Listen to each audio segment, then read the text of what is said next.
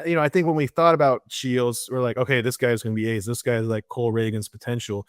And maybe I'm thinking like, well, maybe it's a Chris Buvich potential. And I know that, he's still young, so maybe the velocity plays up a little bit more.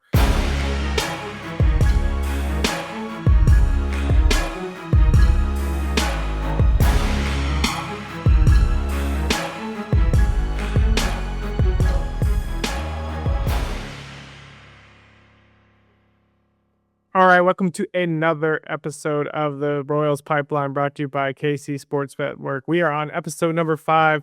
We're going through some burning questions here for the Kansas City Royals. I'm Jared, that's Kev. But Kev, first, how are you doing today, man? I'm doing okay because we don't have to watch or talk about the big league club right now. It's like we can kind of talk about the guys in the system and talk about the future a little bit, which is a lot better than talking about the present. So I'm excited for that because, boy, it's been a rough stretch for Royals baseball. We do have Yvonne the Vibe Check here to talk about the big league team. So we're going to do it for 2 seconds before we dive into the pipeline. But what is your sense of this major league team right now?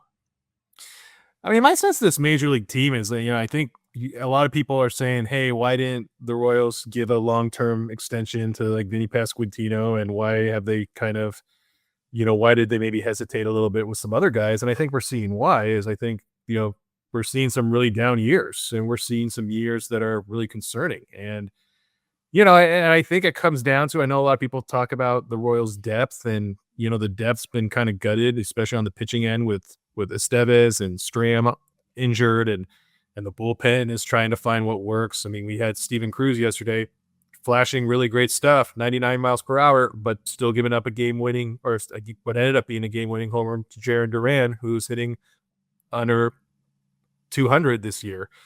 And so I don't. It seems like on paper this Royals team should have been really better, but right now they're not. And I think anybody trying to find answers right now in the minors, they might be hard pressed to find those answers because there's just not a lot of depth there, whether it's hitting or pitching. No, and I mean, just thinking about the players that the Royals were tied to in like the last couple of off seasons, and everybody's like, oh, they didn't go make the big swing. But it's like, if you sign Anthony Santander to that contract, you're in a hole right now, right? You trade for Jarren Duran, he's hitting 195 on the season with a 628 OPS. Like, he botched the ball in left field the other day.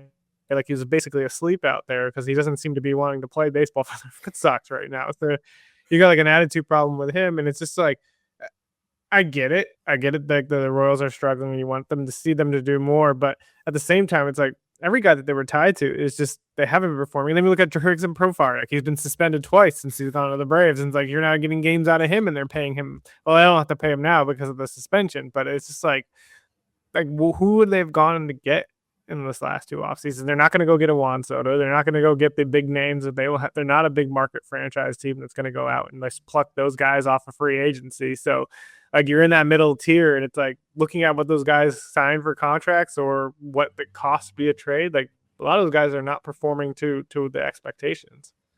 Yeah, and I think that's the big thing is, a lot of teams who have tried to build their teams through free agency are struggling, right? I mean, obviously the Royals are struggling. The Mets have been one of the worst teams in baseball. Blue Jays. You got to build your team through the system, and you got to have guys. And you look at the best teams right now. You look at like the Rays. You look at the Yankees are obviously an exception to that, but I think that's one of the big things is a lot of people think, oh, you got to spend more, you got to get more players in the off season. And the reality is that that's not the most dependable way right now to build ball clubs, because the best young players are getting signed early, right? They're not hitting free agency until they are much later. And then when the ones that do hit free agency, they got major flaws, and we're seeing that. And so I guess it's like, how do you build this team? I mean, really it boils down to your prospects, your international signings, and the draft, and not even if you're necessarily developing those guys to be major league players, but developing them into assets that can be traded. Like, obviously, like the Padres, AJ Preller is kind of king for this, is building up the farm system, cashing in, and then just building it up again. And I think that's what we need to see a team like the Royals. That's what's going to be a key to success, is how do you build up that farm system? Not, whoa, we're going to acquire a Jarren Duran or sign a free agent like Anthony Santander in the offseason. Yeah, because then you're going to pluck from your farm to get a guy like Duran during a trade, right? And it's just like, you're going to get rid of a Blake Mitchell, Carter Jensen, things like that. And that I think you're kind of spot on. We see those big contracts like the Connor Griffins. Like you hope you land one of those guys in the draft. Like the Royals took Cags in that draft, and like no one had Connor Griffin kind of having this breakout. I remember Tyler and I talking about him in the before the draft, and everybody's like top high school brat, but there's some flaws there. And then all of a sudden he just broke out, and that's what you get with a lot of prep prospects. And we'll dive into that when we get into a little bit of draft talk here. But yeah, like you kind of take that risk and you hope it pans out. Yeah, and the Royals have been doing that a little bit lately. I mean, again, they went with a pair of of high school prospects in this last draft. Yeah. One of them is doing awesome. One of them is being seen as a legitimate top 100 guy in Josh Hammond. So, they're taking some of those strategies that are panning out, but we're also seeing some of the strategies that the Royals did in earlier drafts, especially those 21 and 22 drafts with like Frank Mazzucato and Gavin Cross. That's really kind of biting in the butt. And it's like, and you need like your top picks to hit. And the Royals, we talked about this, do a great job with the later rounds. They do a great job with underslotting and getting guys more value, but their top picks haven't been great. And I at least from that 21 to 23 range and so or 20 to 23 range. And now it's hopefully that with now Brian Bridges leading the draft, we're kind of seeing that start to turn a little bit. And we're gonna see Bridges for the first time get his like top pick right in the draft because I think Yeah. I guess Cags was the first one, and so I guess I wouldn't call Cags a bust. Yeah, I think you're still kind No, of jury's no. out on what he's gonna be, but he's shown really good flashes of success, shown struggles. But I mean, yeah, you're gonna look at Brian Bridges, you're gonna look at Cags in this pick number 6, and that's gonna kind of be the definer for him, I think. Um, we're gonna go into 6 burning questions, so we'll dive a little bit more into draft talk here once we get there. But first, we want to talk about some major promotions. The big ones were Brett Squires and Henry Williams to AAA, and Justin Lampkin to AA. Let's talk about Brett Squires first because you mentioned like there's not much help there in the minor league system. I feel like you're right, and I think the only guy who actually kind of flashes some potential as help in the minor league system is Brett Squires. We talked a little bit about the struggles from the offense at the major league level. Squire is a guy who's just hit at every single level. This year between AA and AAA, he's slashing 302, 382, 604 with a 986 OPS. He's got 13 doubles, 10 home runs, 40 RBIs. Yeah, I mean, Squires has just been absolutely incredible. You dive into kind of what he's been doing just at the AAA level right now. He's in the 97th percentile in hard hit right, 98th percentile in barrel percentage, 100 or 98th percentile and 90th percent exit velocity. Like things have just looked really, really good off the bat. There's some issues with whiff here and there. Hasn't had a walk yet in 8 games, but again, it's only been 8 games. But the strikeout numbers, like the whiff's a little bit higher than you want to see, but he's at the 92nd percentile in swing percentage. He's at the 87th percentile in strikeout percentage. Like Brett Squires has looked really, really good for this team. And he's 26 years old. Like it may be time to give him a shot. Yeah, I think so as well. And that was kind of one of our burning questions, right? Is Brett Squires a sleeper, or is he maybe just a good 4A player?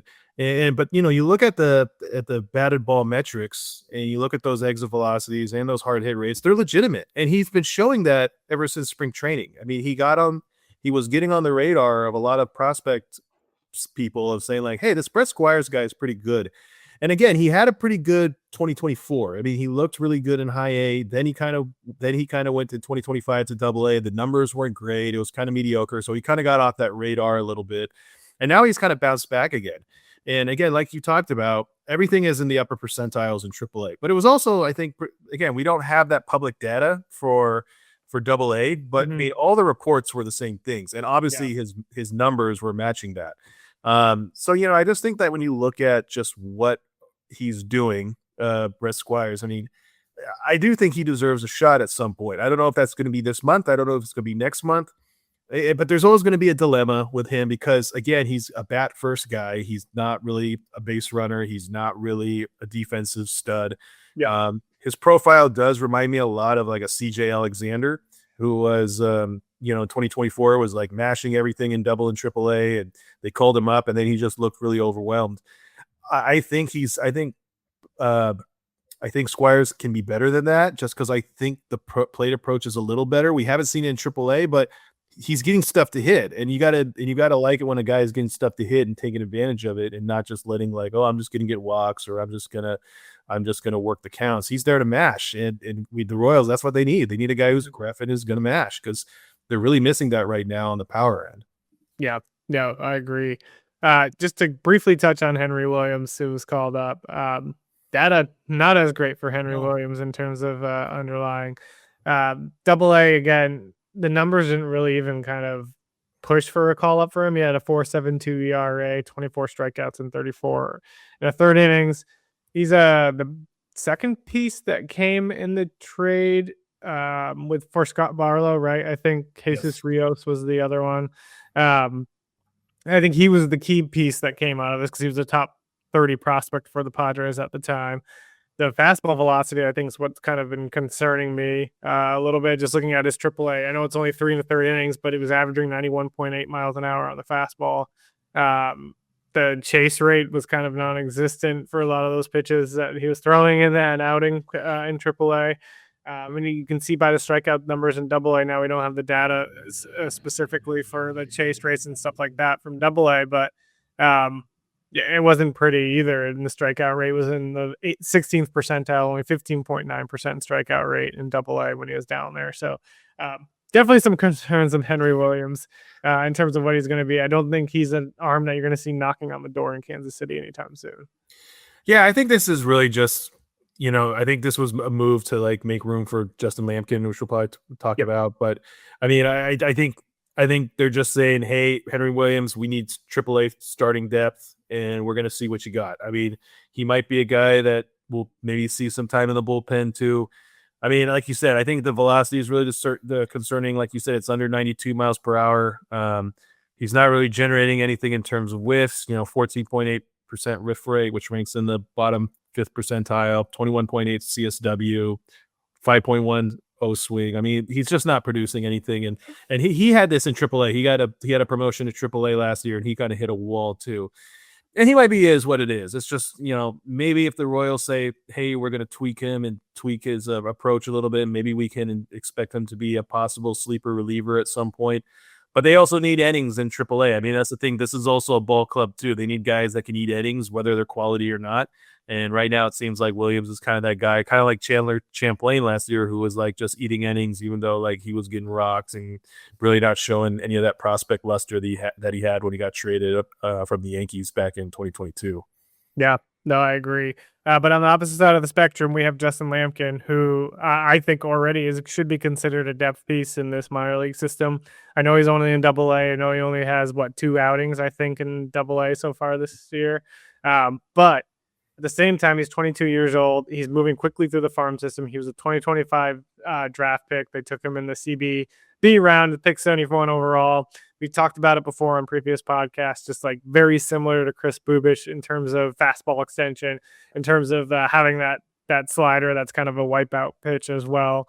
But he's been just fantastic in high A. I mean, before he got the call up, the numbers were ridiculous. 1.27 ERA, 38 strikeouts in 28 and a third innings, and 6 games started. AA, again, probably trying to figure things out. 3.97 ERA, but he has 15 strikeouts and 11 and a third. When you're going up to that competition boost into AA, it's a little bit of an adjustment, but he's looked absolutely fantastic since he's done that.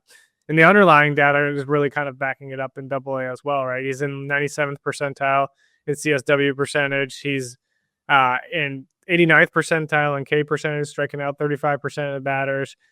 Strike percentage is 91%. Like everything has looked good for Justin Lampkin, and he's made that adjustment to AA. Like the fastball extension has been phenomenal. He comes out at you with that weird release, and it's just everything's been working for him. Yeah, every start, I'm just like loving Justin Lampkin more and more. Yeah. And I think this guy is a dude, and I think he's, like you said, there's a lot of Chris Bubic there. I just feel like this guy is going to be in the majors and contributing at some point. We talked all about his metrics, and you look at kind of the adjustment he had. I mean, he May 14th goes against Arkansas, AA review or debut. Allows 7 hits in 5.1 innings, 4 runs, 3 walks, but he still had 7 strikeouts.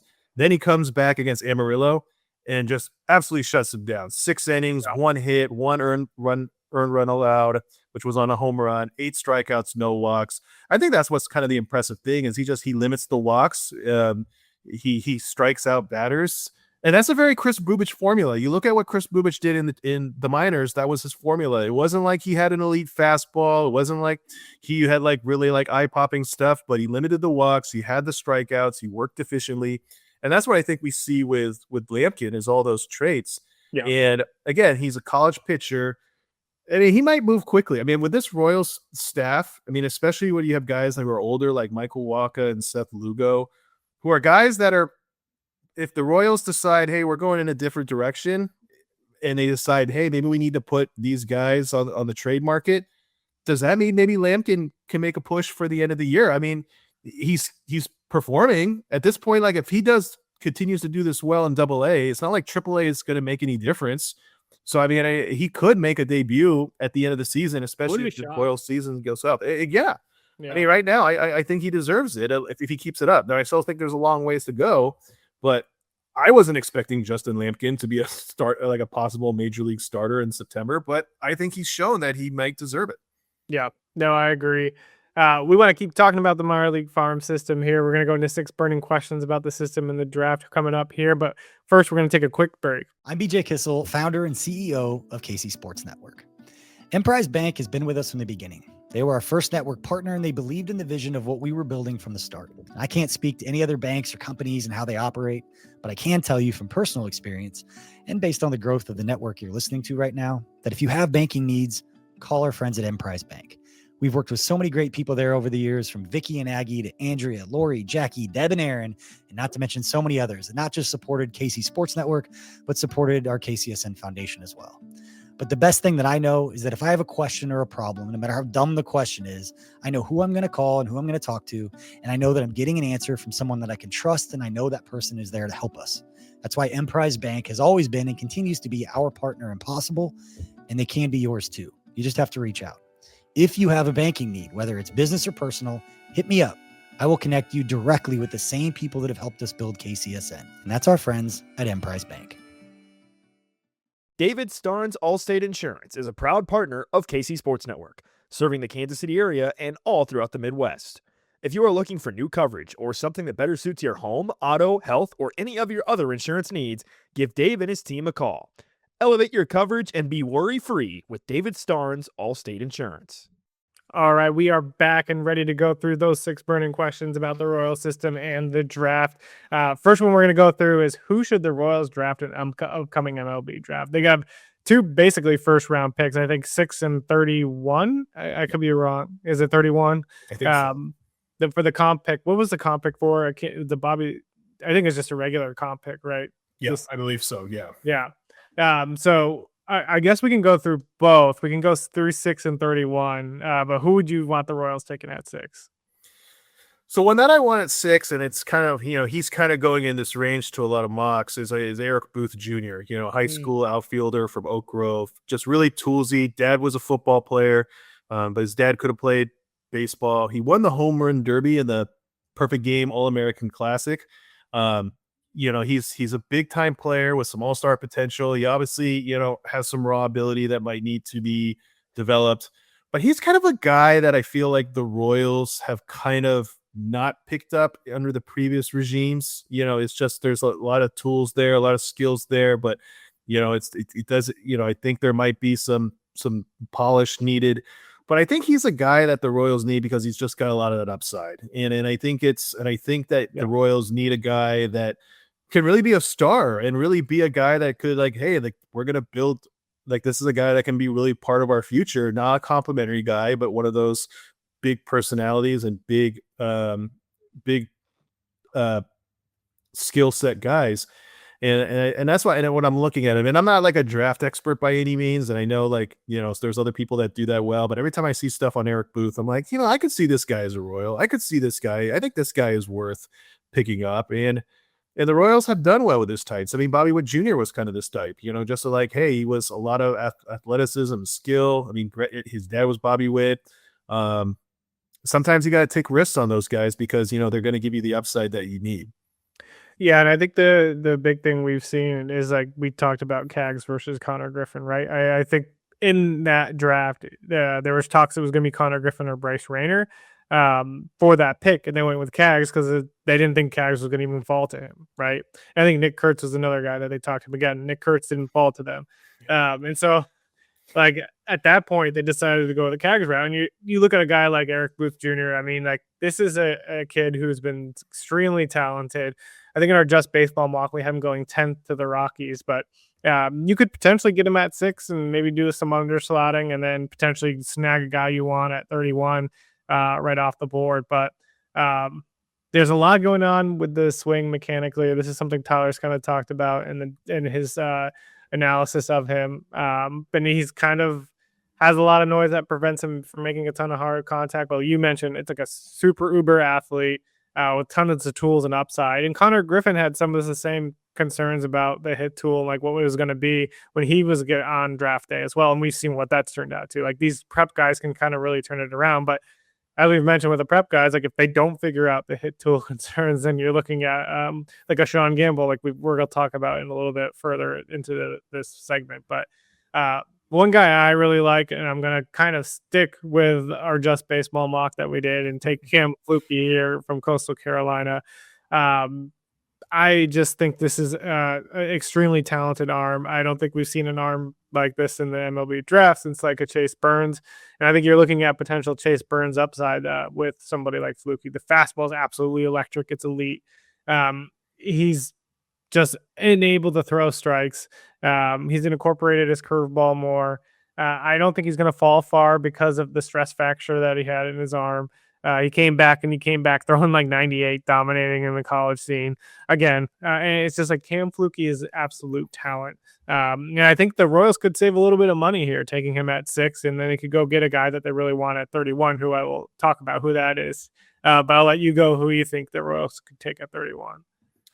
Yeah, I'll be honest, I haven't really prepped as much for 31, so I'll let you kind of talk about that. I mean, but I like really Cam Fluky at number 6 because I just, I do think that this team definitely needs more premium pitching. I mean, especially in the draft. I mean, I think you have guys that are really polished, like a Lampkin, but there's just not any guys with like big upside arms. And even right now, you look at this Royals roster and AAA, it's not AAA in the major leagues. You just don't, other than Reagans, you really don't have guys that really have elite fastballs. And you have guys that are crafty like Walker or Lugo, or you have guys that are kind of more paint the corners like Noah Cameron and Stephen Kolek.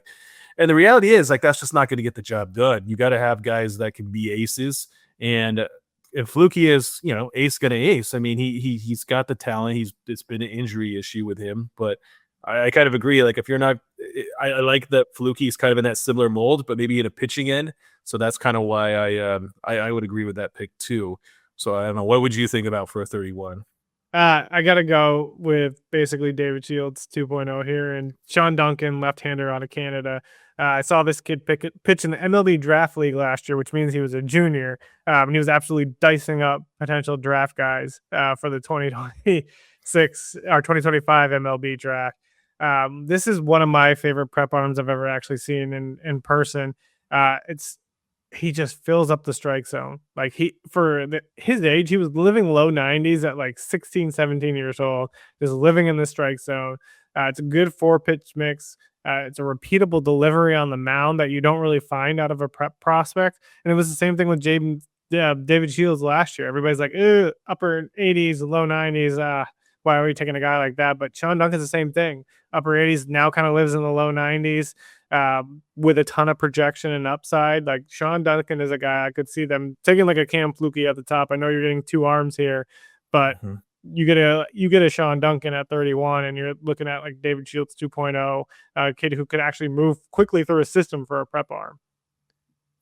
And I think that's kind of what I think the Royals are going to be looking at is, again, I wouldn't be surprised to see the Royals really invest heavily in the pitching in this draft. I mean, last year they kind of drafted or invested heavily in the position players with Gamble and Hammond. The Royals arms, really, like if you're kind of looking at AA, a lot of those arms have kind of stunted. Drew Beams kind of had a tough go. You've had some other guys that have had tough goes. And so, like, again, I think you have some talent in the lower minors with Churio and David Shields and those guys. So I think, investing in guys like that, having that David Shields 2.0, I think would be really key in order to really build up the depth that they need long term. Because again, getting guys like Seth Lugo, Michael Waka, those are great stopgaps, but they're not going to make you a team that has a rotation that's going to be winning long term. And we see good teams with rotations long term that have a good mix of guys that they develop. Yeah. I was going to give one more guy a shout out for number 6 here. Do that for me. Yes. So Chris Akopian. So this is a kid that I should say kid. He's a college guy. He's projected to be 21 years old on draft day. I saw him a ton at the University of Maryland. Like one of the best bats I've ever probably seen live. 95% contact rate against heaters in 2025, and in 2026 in the SEC, still at 93%. So he went from the Big Ten at 95%. We'd be like, oh, is he going to be able to handle the SEC? Hitting heaters at a 93% rate in the SEC when he's facing elite arms every single time. Struggles a little bit with a changeup here and there, but man, it's like barrel the ball all the time.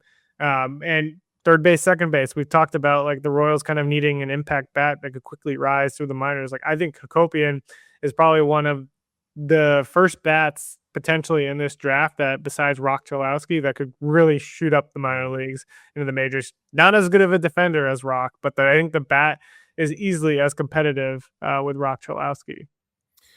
And I think that'll be really interesting to see. I mean, I would love to see the Royals get some bats that can move quickly. I mean, they obviously invested in a lot of bats last year that are kind of more projects. And again, I think especially right now is they're kind of saying, okay, how do we build our system a little bit? Kind of having some guys that can really, like you said, mash right away. Maybe the defense isn't there, but we'll find somewhere for them to play.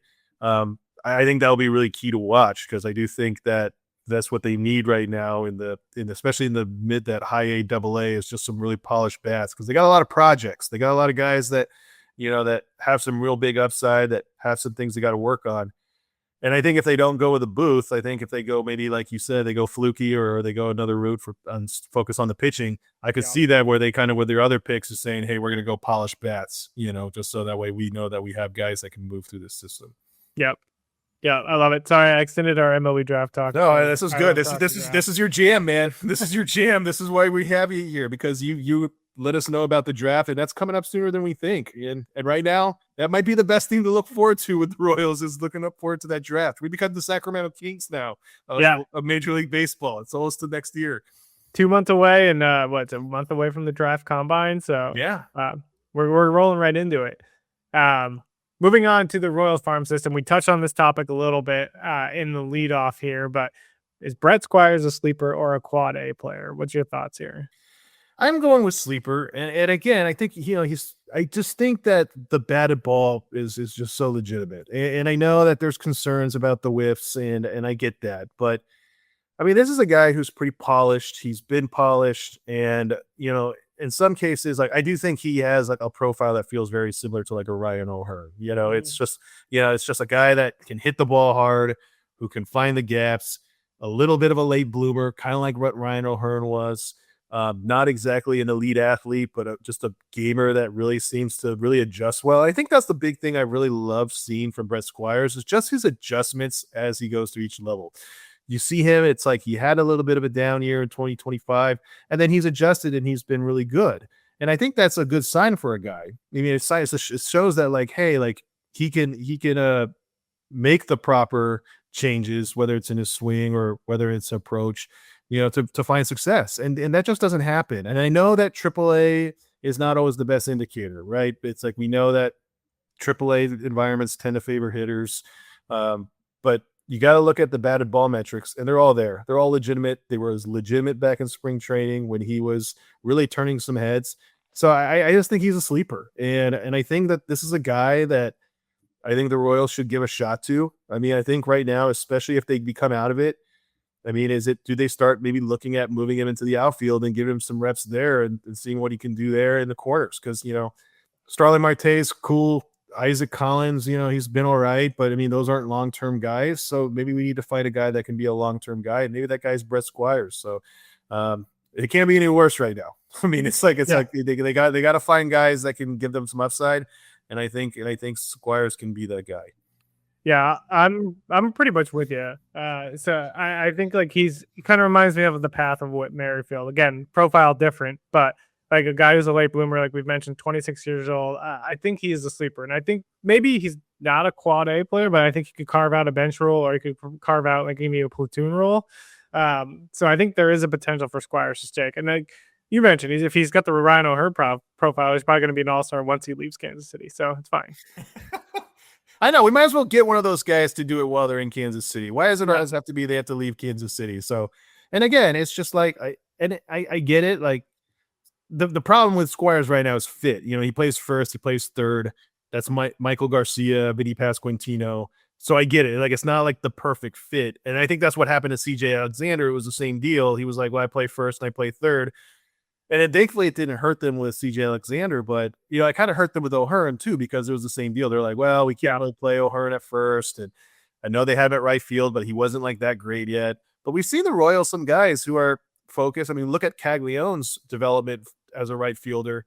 I mean, he never really played right field at all in college, if I believe. He was a pitcher and a first baseman, and then he goes to the outfield, and now he's been pretty solid. So Yeah. maybe Squires can do that as well. And just we're not expecting the Gold Glove, but he's probably got the arm strength to be pretty decent in right field. Yeah, I agree. We're gonna move on to question 3 here. Who has the better chance of making it to the majors by the end of the year? Carson Roccaforte or Sam Kulisingham? I don't know how to say his last It's name. Kulisingham, yeah. Kulisingham. Okay. Yeah. I'm going with Sam Kulisingham here. And he's another guy that has really, really caught some eyes right now this year.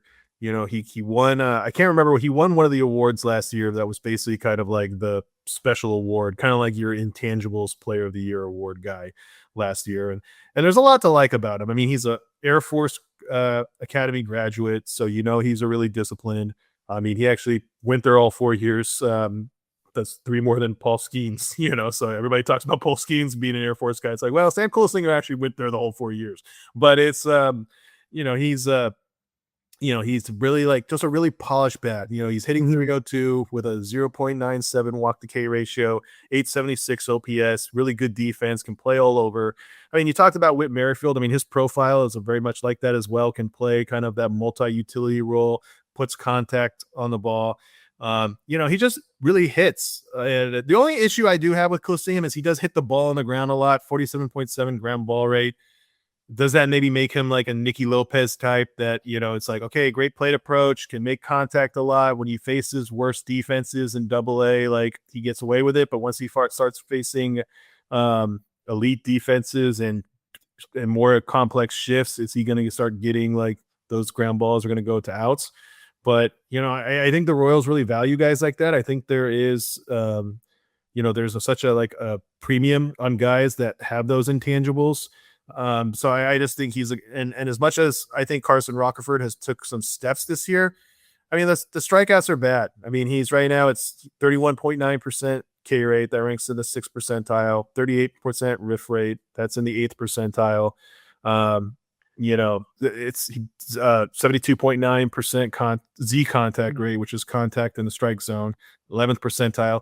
I just don't see a guy like that with that profile. It is going to be successful as he moves up, and especially at the major league level. He's just going to get overwhelmed, and maybe he'll do enough to be like a semi-regular, but I think Kulisingham could be more of that regular utility guy, and at least I feel like he has more of that chance than Roccaforte does. Yeah, I agree with you, and I was going to go the same route, but I'm going to just try to be different here and say Roccaforte. I only think of it the more I started like digging into it a little more. The only reason I think that he could do it is because 1, the defense, and 2, the speed. Like he gets caught stealing a lot, but he's put up a lot of bags, and he's got really, really good defensive abilities. Like route running is great. He's got a decent arm in the outfield. That's the only, and I think he could produce enough to hit, maybe not at the major league level, but enough to be like a bench player or something like that. We kind of talked about it at the beginning of the year. Could he be like a future replacement for Kyle Isbell? I think you're spot on in terms of like the swing and miss rate, the whiff rate. I just think those are too high for him to kind of be an everyday player at the major league level. But I think Roccaforte could just move up more quickly just based on that. And I think the Royals seem to value him as a prospect in some sense. And so That's the only reason why I think he could actually move up further. And I think you're spot on. The defense for Rockefeller's legit. I mean, he's won the Gold Frank White award 2 years in a row. I mean, that's not an easy feat. He's he does some things well, like Rockford pulls the ball really well in the air. That's a trait that Coliseum doesn't have. And again, maybe it's just maybe it's just swing decisions. Can Rockefeller just make better swing decisions and cut down on that? And maybe he'll never hit for high average, but at least he can hit for some power and utilize his speed and those gaps hits. But and again, I don't want to think that Rockefeller is going to be a total bust, but I just like Coliseum better. But I would be happy too if Rockefeller made some progress and made a push to the major league level. Yeah, I agree. On to question 4, can David Shields be the ace we need, or is he just too good for the lower minors? Yeah, I watched David Shields last start, and this is, I think, coloring my opinion a little bit, is just that I just worry about the fastball. And it's just, even when I was watching the start, it was like he was kind of relying a lot on the secondary stuff. He's smooth out there. He's got a smooth delivery, and you could see that he's got a lot of confidence on the mound, and he's got good stats. I mean, it's not elite right now, but it's not Justin Lampkin, but it's still good. I mean, he's got a 27% K rate, 18.2 K to walk rate. He's got 37 strikeouts. He's got a 4.28 ERA, but his whip is better at 1.19 and his FIP is better at 3.69. But you look at some of the things, the whiff rate in terms of percentiles, 27.2, that's about 42nd percentile. It's his CSW is 30.1, which is 65th percentile. It's good. I think he's been good. And I have to remember that he's a prep pitcher and this is high A, and it's a little better. But then, I think when we thought about Shields, we're like, okay, this guy's going to be ace. This guy's like Cole Reagan's potential. And maybe I'm thinking like, well, maybe it's a Chris Bubich potential. And I know that, he's still young, so maybe the velocity plays up a little bit more. But I would have liked to see him in that start really lead more with his fastball, like really like attack more of that fastball. And it just didn't seem like he was doing that. And I didn't know if it was just one of those games where he wasn't feeling it, or if it was a game where maybe it just wasn't working. But it's like, can he really establish himself with that fastball? I mean, I think to me, it's like, I worry about that as he moves up the levels. Yeah, and I think I don't think he is going to be the ace we need. I think he's more of like a 2-3, worst case scenario, a 4 type starter. I think best case scenario is a 2. I think, but his kind of ceiling for me is like right around that 3 spot, kind of like a Chris Bubich. I would say Chris Bubich is not an ace either. He's more of like a 2 or 3. Yeah. So like, I don't think I'm ready to say that he's going to be a future ace for this team. I'd want to see the velo jump up to like the mid 90s for me to be like, okay, yeah, this guy has a chance to be an ace, which it could. He's 19 years old, so who knows what can happen over the next couple of years. But I do believe like the traits are there for an elite fastball. Like while the velocity is there, he has some of the best extension in the minor leagues. He has a ton of deception to it as well, just based on his delivery. It's got a good 4-pitch mix that he's able to kind of work, and he lives inside the strike zone. And like you said, he's a competitor on the mound. He's able to command all his pitches. I think it's going to take him his adjustment periods as he kind of moves up levels, right? He's got 8 games so far, and so the strikeout numbers a little bit lower than they were in high A, but he's still kind of been super impressive. I think the walks are way up for him, so he's probably learning that, okay, guys are starting to lay off stuff the higher you get in these levels. Like, guys aren't going to chase as much, so he's going to have to get adjusted to that as well. So I'm still pretty high on Shields, but I do agree that like I don't think he's going to be the next ace of this staff, like replace Cole Reagans and all of a sudden just be a dude. Who knows? Like maybe one day him fastball miraculously is 95, 98 miles an hour, and we're like, oh yeah, we were wrong. But yeah, I think he's going to be a very good pitcher at the major league level. I just don't think he's going to be an ace. Yeah. And I think, again, it's still a lot of time left, still a lot of development left. And you're right. I mean, you go to Columbia, and the Columbia, you get a lot of guys that are real raw, guys that are coming from the complex league, that, haven't really had a lot of like big time, like polished amateur experience. And so you can take advantage of those guys. There's a lot of free swinging guys. I mean, Eric Pena had like a 50% strikeout rate, like in low A. It's just like, those are the kind of profiles that you have. And when you get to high A, like there's less of those guys, like less of those guys that are going to be swinging at everything. So, that's a learning curve. And so, I think he can adjust. And like you said, like he's on the mound. The presence is great. There's a lot of competitiveness there. I don't really worry about that guy's makeup. I just worry about the tools at the end of the day. Yeah, no, I agree. To get on the prep prospect route here, we're going to go with Sean Gamble. So is Sean Gamble already a bust? Yeah, I mean, it's not been a good start for Sean Gamble. It's like I know when we talked about him at the beginning of the year, you're like, oh well, it's like he's showing some stuff, he's showing some good defense, and he's still young, but it is not good. I mean, 5 WRC plus, 30 plus K percentage. If you're looking at just some of the other things, 33.8 chase rate, 29.8% whiff rate, 7.4% walk rate. And I was watching a little bit today. I was like watching some of the Columbia game, and it's just his swing is just off balance. It just looks like a guy. It looks like a guy who's really kind of, lack of a better word, he's really rattled out there, or he's searching for that big hit. And it's just, you could just tell he's off balance. He's missing pitches that he probably should hit. He's really pressing. And I think that's a big question. I mean, I do think he's kind of a guy, and I think this was something that was talked about in the draft when he went to IMG Academy, was I think he struggled initially, like in the transition from Iowa high school baseball to IMG Academy, which is like, I'm playing with the best guys in Florida, sometimes the country, and playing on a much bigger prep stage.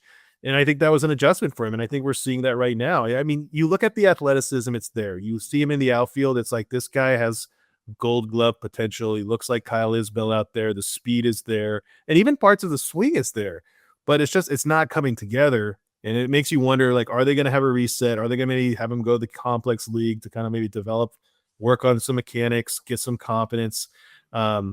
But it's been bad. Like, again, I don't think you can ever say like a kid's a bust at 19 years old. Like, I think that's unfair, but it's just not the kind of start that you would want to see. No, I don't really have much to add on that. It's been a struggle kind of for him. I don't want to like pile on the poor kid. No, but I know. I don't either. Yeah, I think I agree with you. Like, the whiff rates are too concerning. The swing and miss is concerning. But again, like, he's getting adjusted. I think what we're going to see him do is eventually move back down to the complex league and try to hash some things out and figure some things out for himself. So that kind of transitions us to who is the best prospect in the Arizona Complex League. And I think your guy is a guy, if Gamble does go down to the Complex League, could replace him in low A. Yeah, this is one guy that I think this would make sense. I think one of the things that could help Gamble is, there wasn't a complex league at the beginning of the year, and so that they're kind of like, hey, we want Gamble to get professional at bats. But I think a guy that can really replace him right now is Corey Cousin. He was a prep outfielder out of Louisiana, hit 365. He's hitting 367 with a 1.121 OPS. He has a home run, 8 walks to 10 strikeouts. Very good approach. I mean, the Arizona Complex League team is really good. I mean, if you look at them, I think they only have like 2 or 3 losses, and they've been really beating some teams down, and their outfielder is super athletic. Corey Cousin is kind of one of those guys. He has a very mature approach. I don't know if his ceiling is very high. I think he was an 18th or 19th round pick when he was selected. But he's pretty impressive. I think there's like a little bit of like a guy that was like, we don't know if he was going to be signing, or we didn't know if he was going to go back in the draft after college. But, I've been really impressed from what I've seen. He just really seems really polished. He kind of seems like a gamer. He's a guy I could see coming to Columbia and really make an impact right away. I think he could go to Columbia, really handle the center field responsibilities, and kind of allow Gamble to kind of work on some things in Arizona. Yeah, no, I like Corey Cousin. I think that he's really good. It's kind of surprised he actually made it to the Royals. I thought he was going to be a guy who was going to for sure go to campus. Yeah, and so he's been super impressive. Another guy I want to talk about is another prep guy that they took in the draft last year out of Canada, Tyson Moran. This is a kid that won the biggest thing, I was going to mention that kind of on the bat side is 279, 321, 581 / with a 902 OPS. He's got 4 doubles, 3 home runs, and 21 RBIs in 12 games, and 3 walks to 7 strikeouts. So like, it's been super impressive to see what he's done. He's a guy I really liked on draft day. one of the top Canadian performers. He kind of slid onto the scene a little bit late, and that's why he fell to the 13th round to the Royals. I was talking to someone who works at the Canadian Baseball Network and does writing for them before the draft, and he kept talking about how like he was surprised no one was like on Tyson Moran's radar, and then the Royals were able to kind of get in there and noticed him, and they were like, we got to snag this kid because I think it's kind of a steal for them at the 13th round. It's a loose, athletic left-handed swing. He's got some emerging pull side power, makes consistent contact. And my thing I was going to mention that is interesting to me watching him in the complex league is looking at his fielding stats. He's played 10 games at first base and 2 at second. And coming out of the draft, I was like, he's probably a better fit for second base, but he had the tools to kind of stick up the middle. So I'm kind of interested to see him at first. I don't know if that's because they have like Yannick or Ugarte and a few other infielders who are kind of like just slick fielders. And that's why Moran's at first base. But interested to see kind of how he develops. I think there's a lot of projection here, and it's like easy to see why the Royals really wanted this kid. Yeah, he's a really interesting kind of profile because, like you talked about, makes contact really well. Only a 13.7% K rate. Now, he doesn't walk a lot. He only has a 5.7 walk rate. But, I mean, he's a guy that's going to – he's an aggressive guy. He's going out there to hit. He's going out there to swing. And he can mash. I mean, he's got 3 home runs, like you said. The OPS is pretty high, even though like he has an OBP of 321, and he's been really hurt by BABIP. You know, he's only got a 237 BABIP to start the year. So I think, you know, some of the batted ball luck hasn't been there. I mean, his stats could be a lot better if some of those balls start to fall a little bit. And I kind of agree. I mean, I get it. Canadian guy wasn't like, you know, was a prep guy, a little bit older. So, I mean, there was kind of some like, hey, like, who is this guy? But I think, man, the Royals might have got a steal right here for the 13th round. I mean, I think this is another sign of the kind of drafts that Bridges is kind of producing and getting talent that can really be major players that they're getting in the 10th round and beyond. Yeah, and I think he's going to make a push for Columbia very soon because he was old on draft day. Like, he's already 20 years old in the complex league. So I think he's going to be an A-ball here, like probably within the next month. Yeah, and I think this is kind of the time we start to see it. I think, you know, we kind of give like a month for the complex league, and then once we kind of start to get to June, we kind of see those guys who are struggling kind of go back to the complex league. Ronnie Cabrera did that last year where he started the year with the complex league and then he went back down. I would be surprised starting in June, we're going to see some of those guys, 1 or 2 guys go back down, but also see 1 or 2 guys go back up from the complex league to Columbia. You know, you kind of want to have some leeway before like they have to make some of those roster decisions when the draft happens, right? So like once the draft happens, you got to start saying, okay, which guys are we going to cut? Because, you know, and so I think I wouldn't be surprised we start to see some other major moves from the complex and the low A. I think that if Royals fans are really looking for some major things to be going on, pay attention to that complex in Columbia, because I guarantee you there's going to be a lot of movement in the next couple of weeks. Yeah, I love it. Well, that kind of wraps it up for us. Those are the 6 burning questions we wanted to get through. We'll get really, really more in depth into the draft. I think we're going to have quite a few draft episodes here once June starts kicking off. We get into the draft combine, college season wraps up, amateur season wraps up, and we're going to kind of really try to get you all really prepared for the draft. Maybe come up with some kind of draft guide to really help you guys out to see who the Royals might take in the first round. But yeah, until next time, we'll see you. See you later.